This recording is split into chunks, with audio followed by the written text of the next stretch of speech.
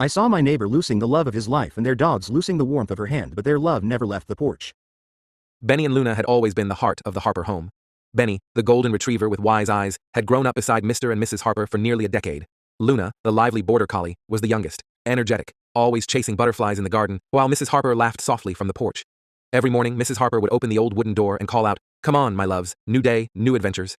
The dogs would race out, Mr. Harper following behind with his newspaper and a smile. Their days were simple, warm, and full of love. But one winter morning, the door didn't open. The air was heavy, the house quiet. Mrs. Harper's laughter would never fill the garden again. She had passed away in her sleep. Mr. Harper sat by her favorite chair for hours that day, Benny resting his head on his knee, Luna whining softly at the closed bedroom door. None of them really understood how to move on. The days that followed were quiet. Too quiet.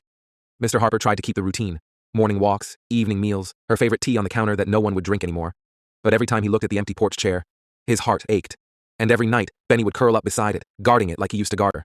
Luna would lie beside Benny, her head resting on his back, both of them listening for footsteps that would never come. Weeks turned into months. Slowly, spring crept in. The roses began to bloom again, Mrs. Harper's roses. Mr. Harper tended them carefully, his hands trembling but steady. "Your mama would have loved this, wouldn't she?" he whispered to the dogs. Benny wagged his tail gently, as if to say yes. Every morning, the three of them sat together on the porch, Mr. Harper in his chair, Benny at his feet, Luna beside them both. Sometimes, when the sunlight hit just right, Mr. Harper swore he could hear her laughter again. The curtains would flutter, the wind carrying her favorite scent of lavender and rain.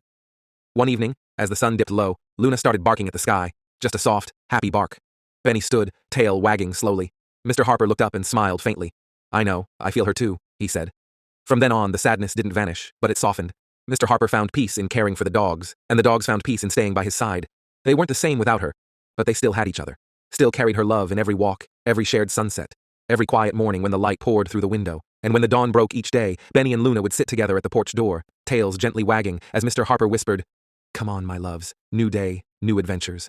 Their laughter and precious joy healed my inner child, and later their quiet days and heartbreaking eyes shattered everything inside me. Their life wasn't the same without her, and mine wasn't same without their heartwarming joy, but as they say, life goes on, so it did.